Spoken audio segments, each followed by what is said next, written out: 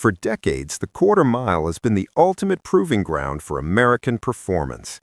From the raw, carbureted horsepower wars of the 1960s to the fuel-injected precision of the late 90s and 2000s, General Motors has consistently been at the forefront of this acceleration addiction. Whether it was the sign of the cat, the bow tie, or the rocket, GM's divisions were constantly fighting not just Ford and Chrysler, but often each other for street supremacy. That is certainly not the case in present time, with the homogenization of platforms and the shift towards electrification, but for a solid 40-year stretch, the rivalry between Chevrolet, Pontiac, Oldsmobile, and Buick produced some of the most capable machines to ever roam the highways of America. Now, defining the fastest can be a bit tricky. Magazine test results from the era were notoriously inconsistent.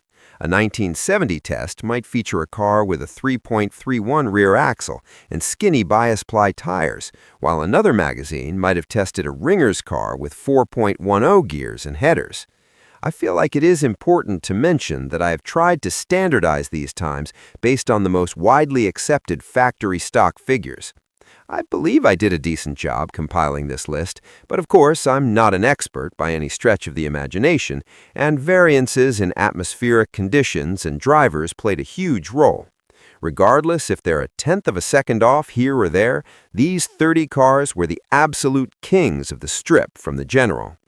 With all that said, I do sure hope you enjoy this breakdown of GM's finest sprinters. It was definitely a fun one to make. Starting off our countdown at number 30 is the 1994 to 1996 Chevrolet Impala SS. While this might seem like an odd choice to kick off a list of muscle cars, this B-body beast was essentially a four-door Corvette for the family man.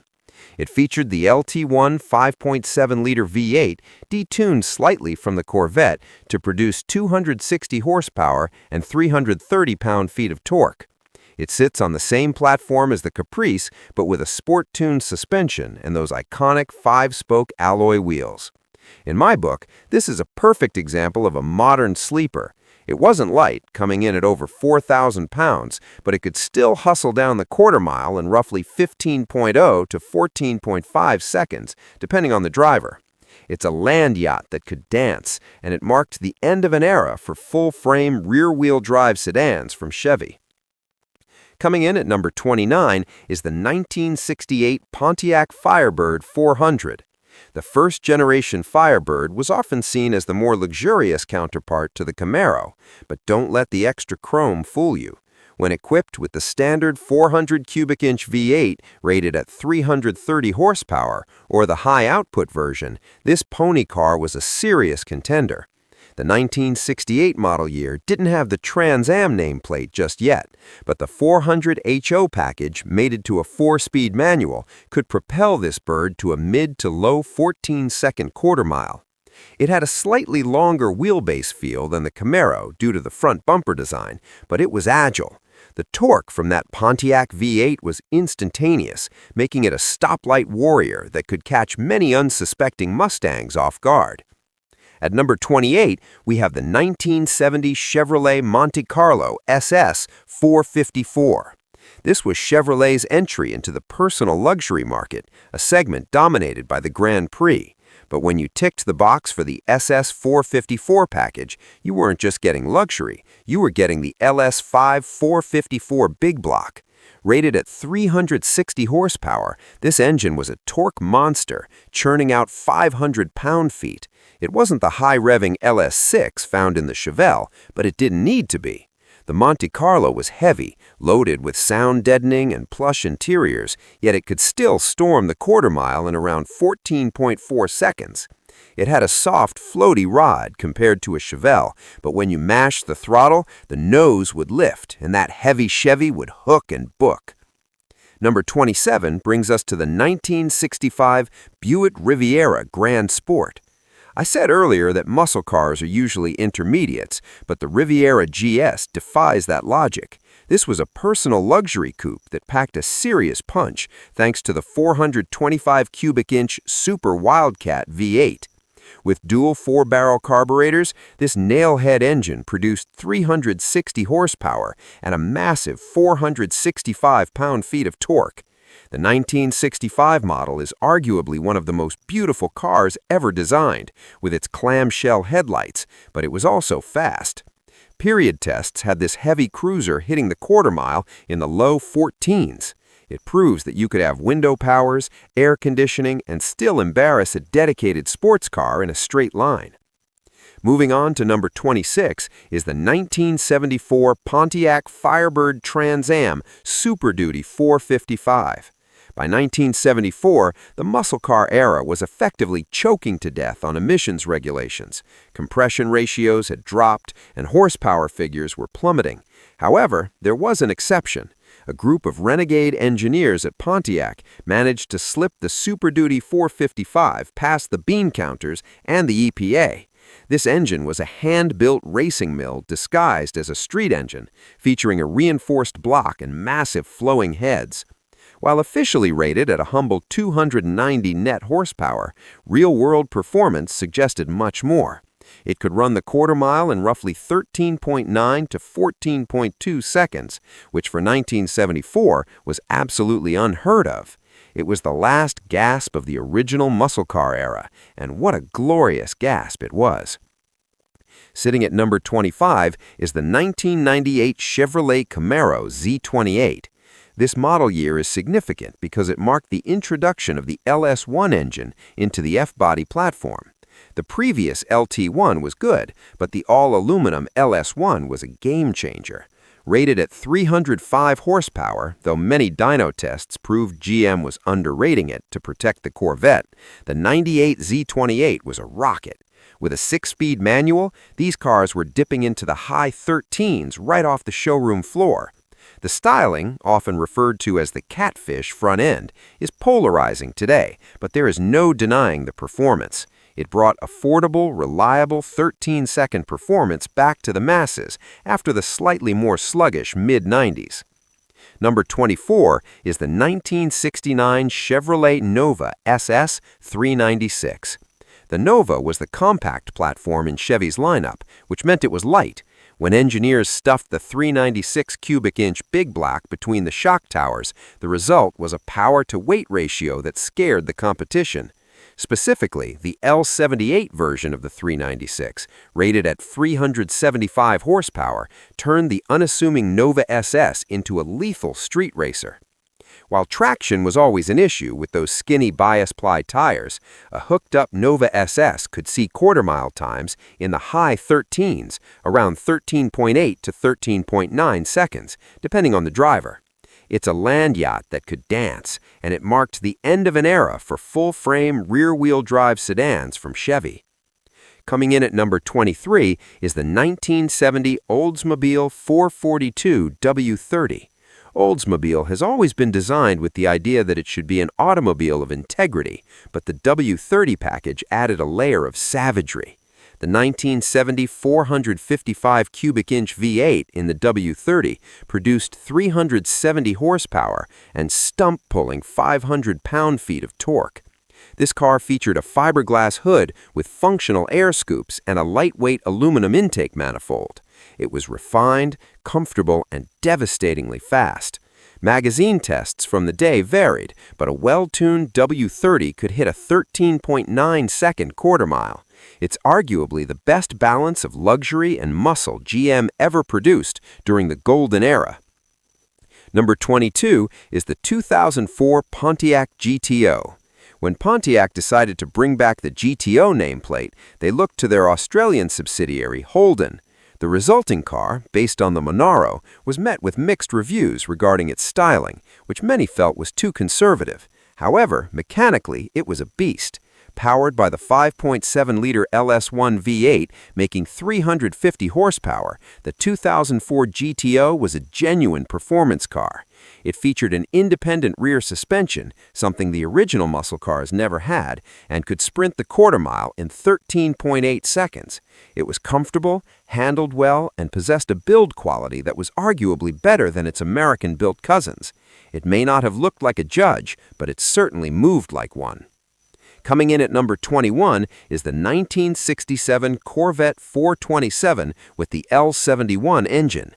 The C2 Corvette, or the mid-year as enthusiasts call it, is stunning, but the 1967 model with the L71 427 cubic inch V8 is legendary. This engine featured 3 two-barrel carburetors, the famous tri-power setup, and was rated at 435 horsepower. This was essentially a race car for the street. While the L88 was technically faster, it was barely a production car. The L71 was something you could actually buy and drive. With the side pipes barking, this Vette could run a 13.8-second quarter mile, and with modern tires, it goes much faster. It is widely considered the high watermark for the second-generation Corvette. At number 20, we find the 1969 Pontiac GTO Judge with the Ram Air 4. The Judge was purely a marketing package originally, intended to be a budget stripper model, but it evolved into the top-of-the-line image car. The Ram Air 4 engine was the peak of Pontiac's traditional V8 development. It featured round port cylinder heads, a high lift cam, and was underrated at 370 horsepower. These engines like to rev higher than the standard 400s. If you could keep the rear tires from going up in smoke, the Ram Air 4 Judge was capable of a 13.7-second pass. It looked the part, too, with that carousel red paint and the 60-inch rear spoiler. Here comes the Judge, indeed. Number 19 is the 1996 Chevrolet Corvette Grand Sport. The C4 generation often gets overlooked, but by 1996, Chevrolet had perfected it. To send off the C4, they released the Grand Sport, painted in Admiral Blue with a white stripe and red hash marks. Under the hood was the LT4 engine, a high-performance version of the LT1, putting out a conservative 330 horsepower. It could rev to 6,300 RPM and was paired exclusively with a 6-speed manual. This car was sharp, responsive, and fast. It could consistently run a 13.6-second quarter mile, making it faster than the ZR1s of just a few years prior in many real-world tests. It remains one of the most collectible Corvettes of the modern era. Sitting at number 18 is the 1969 Chevrolet Camaro SS396 with the L78 engine. Much like the Nova we mentioned earlier, the Camaro benefited greatly from the L78 big block. While the Copo Camaros get all the glory, the SS396 was the car you could actually find on the dealer lot. With 375 horsepower, mechanical lifters, and a Holley carburetor, this was a violent machine. It required a driver who knew how to power shift.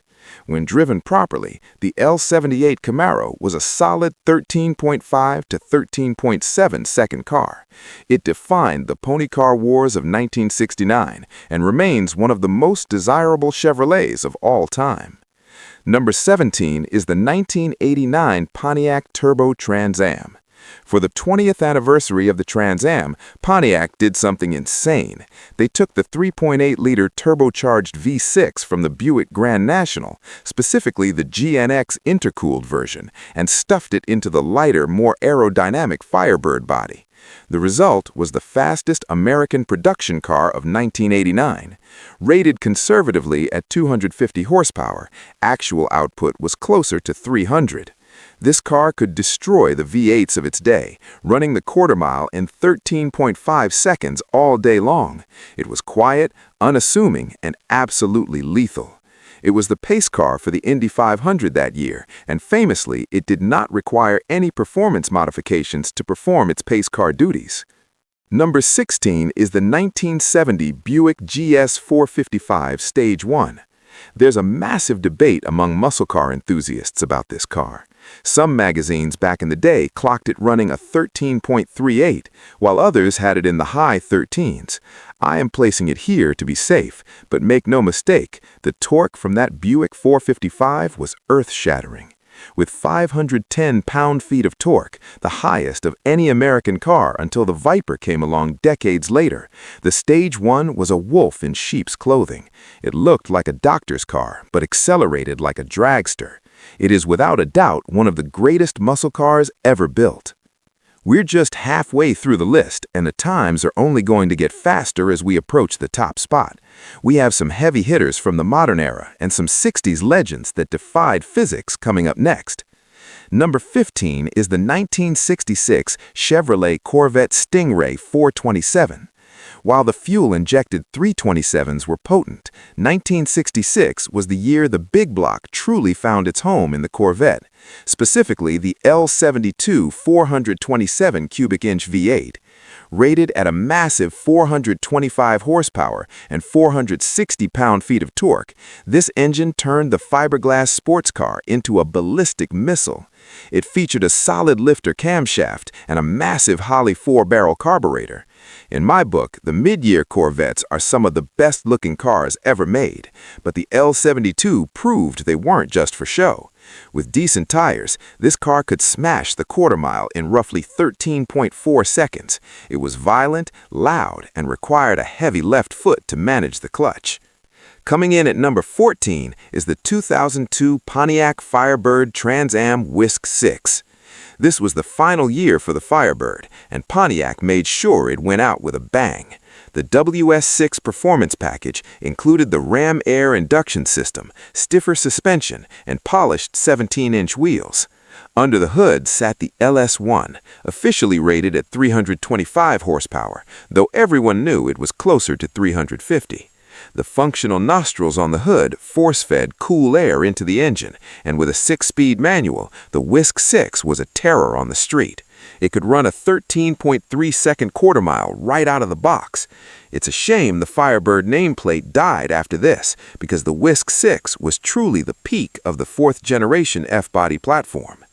At number 13 is the 2006 Pontiac GTO. I mentioned the 2004 GTO earlier, but for 2005 and 2006, GM swapped the 5.7-liter LS1 for the 6-liter LS2.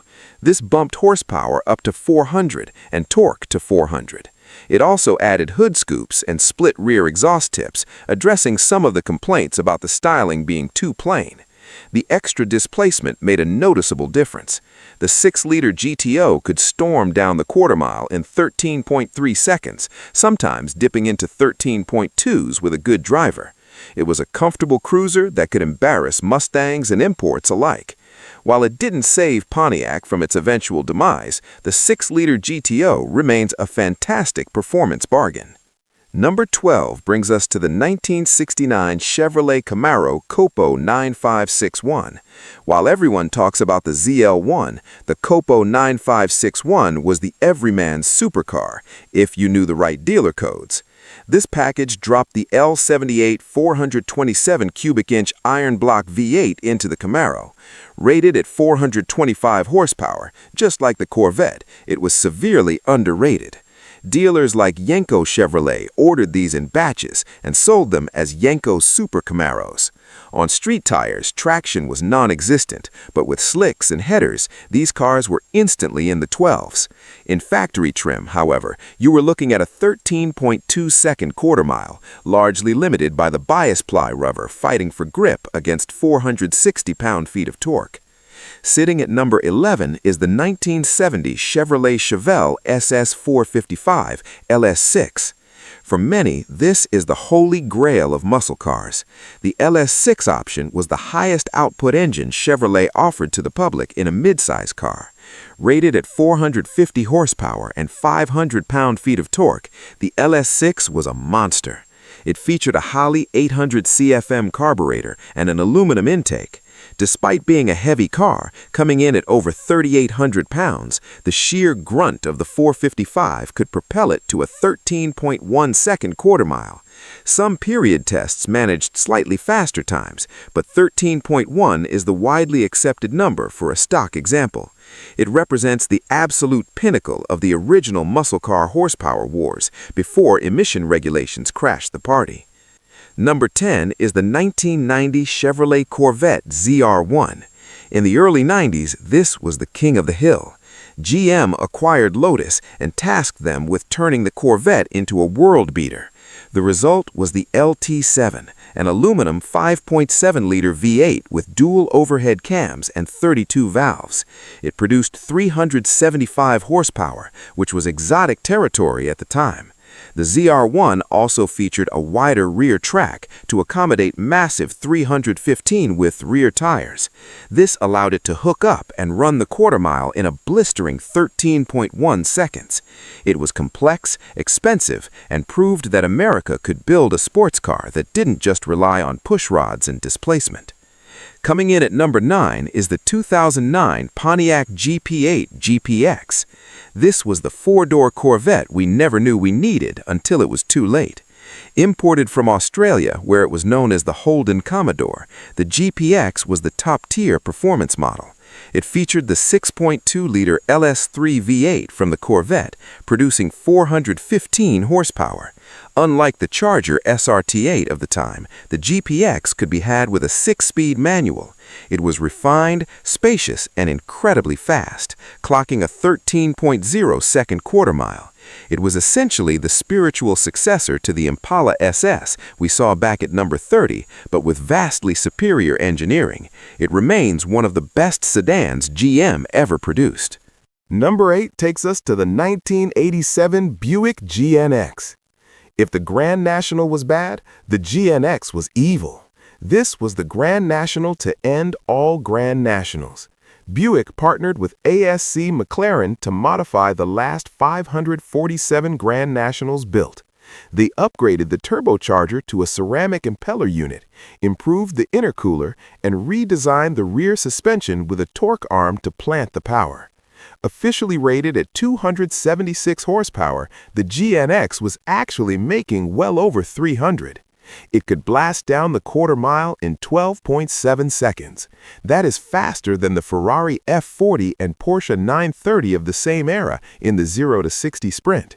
For a V6 Buick to dismantle the world's exotic elite is a feat that has never really been replicated since. Coming in at number 7 is the 1969 Chevrolet Camaro ZL1.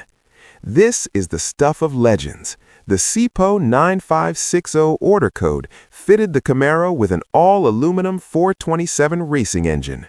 It weighed roughly the same as a small block, but produced well over 500 horsepower, despite the conservative 430 rating. Only 69 were built.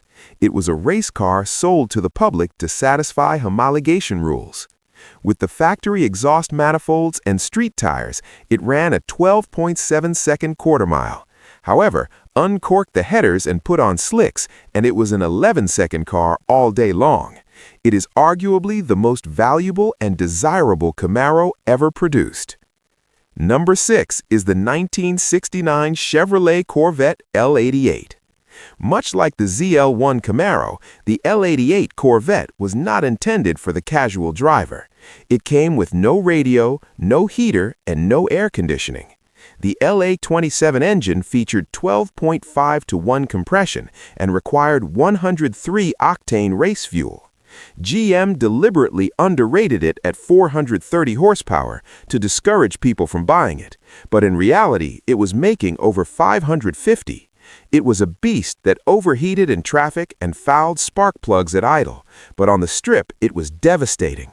A stock L88 could run the quarter-mile in roughly 12.6 seconds. It sits right up there with the ultimate factory racers of the 60s. Breaking into the top 5 is the 2002 Chevrolet Corvette Z06. When the C5 Z06 launched in 2001, it was a revelation, but the 2002 update brought the horsepower to 405. The LS6 engine was a high-revving masterpiece.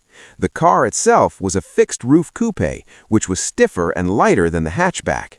It featured thinner glass, a titanium exhaust system, and less sound deadening to save weight. It was raw and visceral. The 2002 Z06 could sprint the quarter-mile in 12.4 seconds. For the price, nothing on the planet could touch its performance. It brought supercar numbers to a package that was accessible to the upper middle class.